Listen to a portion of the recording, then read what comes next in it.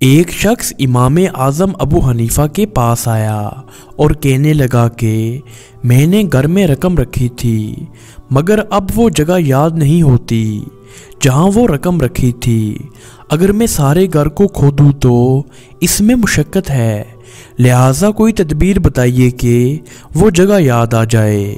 इमाम साहब ने अव्वल तो इनकार किया कि भाई ये कोई शरई मसला नहीं है जिसका मैं जवाब दूं, लेकिन जब इसका इसरार बढ़ा तो फरमाया कि आज रात नियत कर लो कि जब तक वो जगह याद ना आए इस वक्त तक नफलें ही पढ़ता रहूँगा, चाहे सुबह क्यों ना हो जाए।